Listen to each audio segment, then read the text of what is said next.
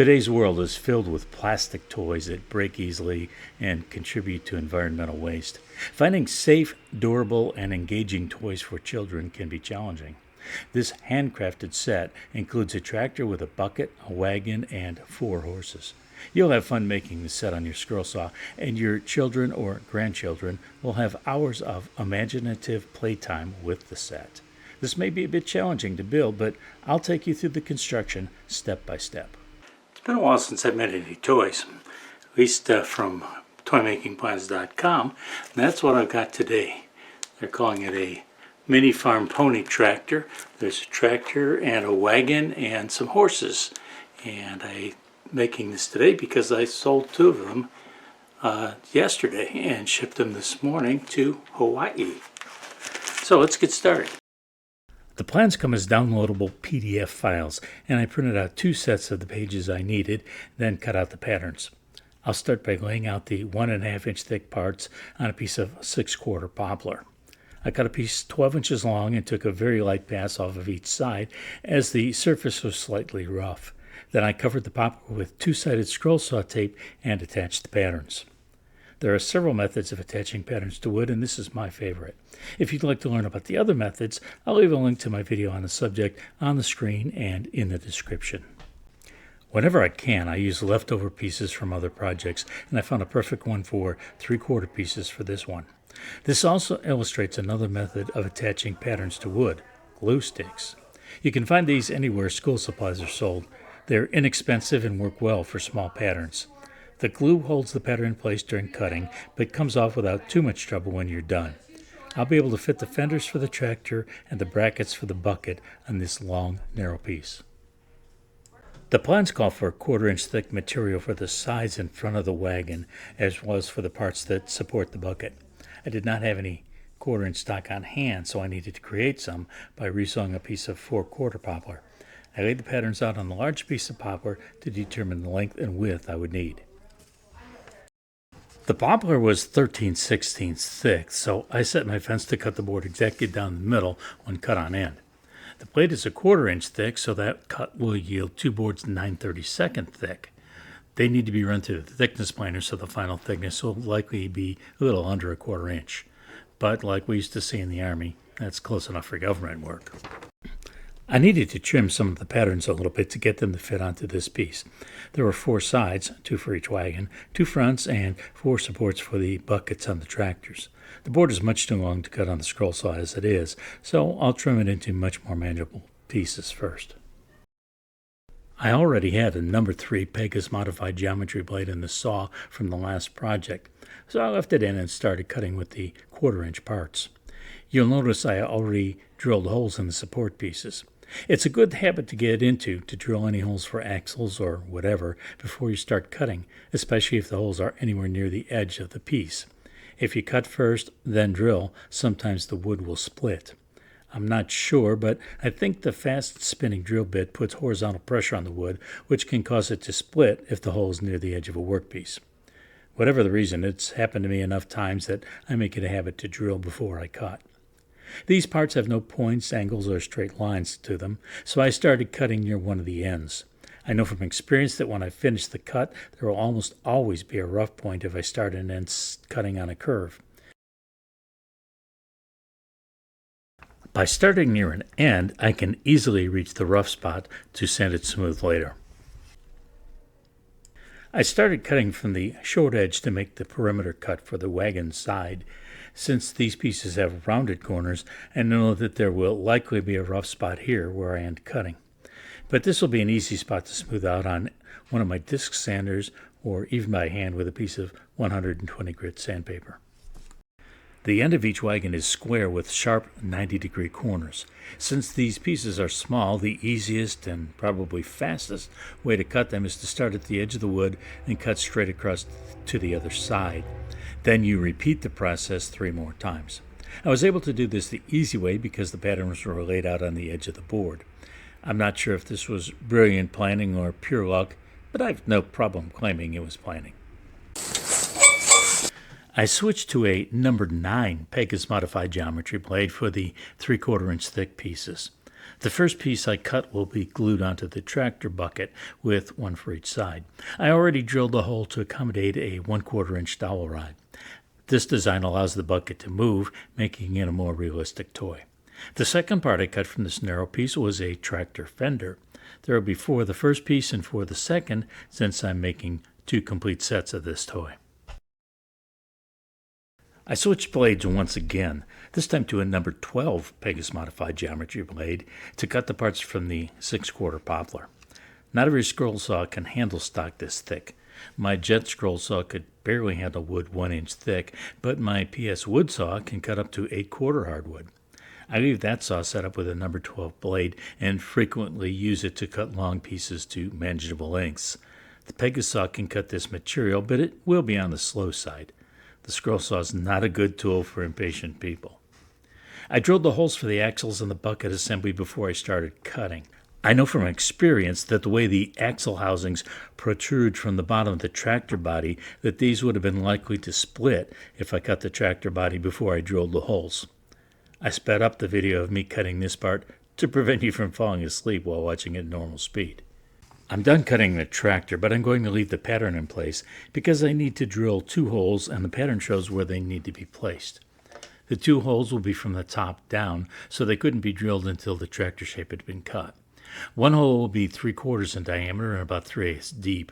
This is where the person driving the tractor will go. I'll use a Forstner bit for this since I want a flat bottom. The second hole will go slightly behind the rear axle. It will be about 1/4 inch in diameter, just a little bigger than the peg that will go through it to pull the wagon behind the tractor. The bucket is also cut from 6/4 poplar. From one of the corners, I cut the long curved back.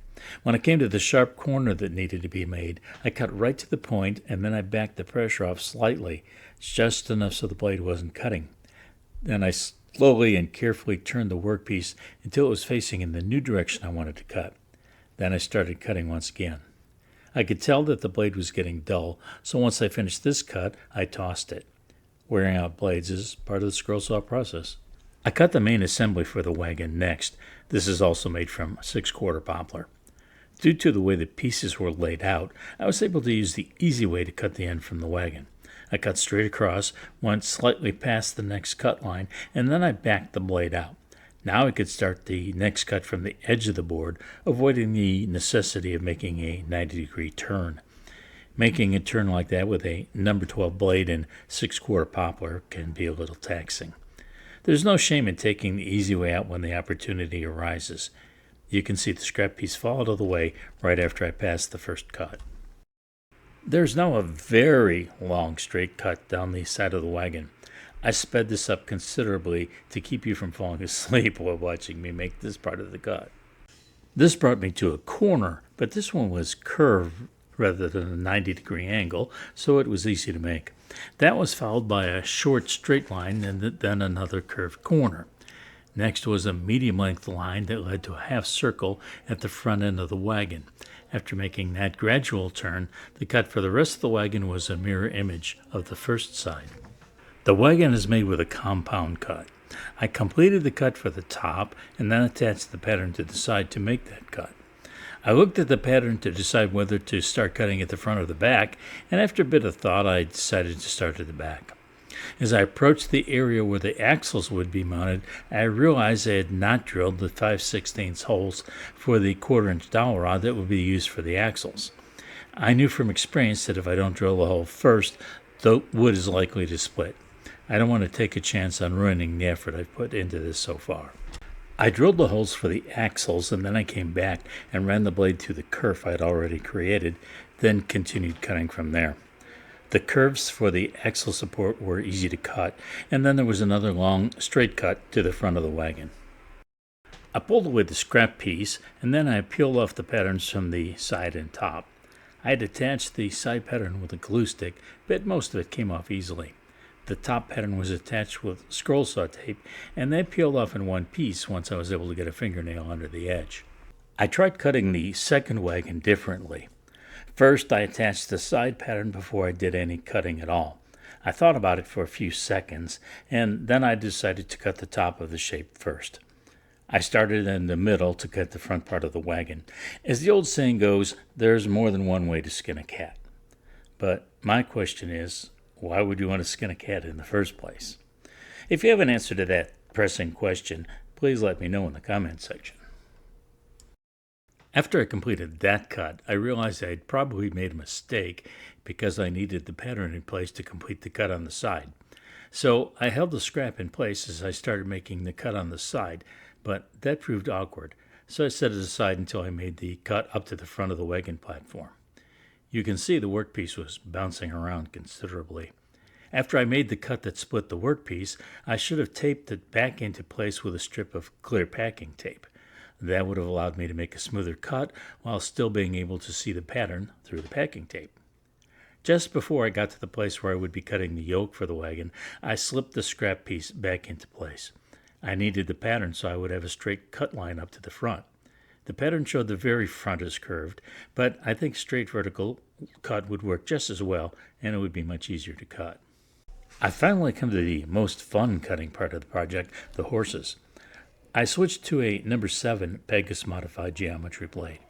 Half of the horses will be cut from 1/2-inch material and half from 3/4-inch material. I could have used a number 5 blade for the 1/2-inch sapele, but that would have been small for the 3/4 oak, so I saved myself a blade change by using a number 7 blade for both. The horses are a perfect illustration of why it pays to save small pieces of wood left over from other projects. The piece of sapele was big enough to make 4 small horses. The piece of 3/4 oak was only big enough for 1 horse, but I had more pieces like this for the rest of the horses. I don't have any cutting tips for the horses. Making them is simply a matter of choosing a starting place and then cutting on the line. The horses will receive a child-safe oil finish. The wagons each will require a front and 2 sides. I lined the front up with the wagon's base and noticed it was a tiny bit wider than the bed of the wagon. This meant that the sides wouldn't fit tightly up against the front on the wagon bed, and there would be a slight gap at the front. The front wasn't wide enough to require cutting or even sanding at the disc sander. A few passes on a sheet of 120 grit sandpaper sitting on a flat workbench top were all that was needed to reduce its width. I did that, then glued the bottoms of the fronts to the wagon and set them aside to dry for a while.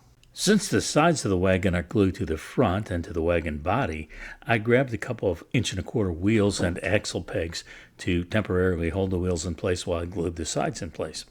This is to make sure I don't glue the side too far down on the wagon base so that it touches the wheels and prevents them from turning properly. I used a small glue bottle to spread a bead of glue along the edge of the wagon.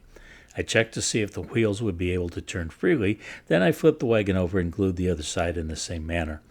Once I was satisfied with the placement, I added a couple of F-clamps to hold the parts together while the glue dried. You'll notice that I already painted the tractor. This is because the tractor body and bucket are green, but the supports for the bucket are yellow. That's how the finished tractor was shown in the plans, and I decided to go with that color scheme because those are the colors used on John Deere equipment. I live in a rural area in Illinois, and most of the farm equipment around here is John Deere. I cut some lengths of dowel rod to use for the bucket support.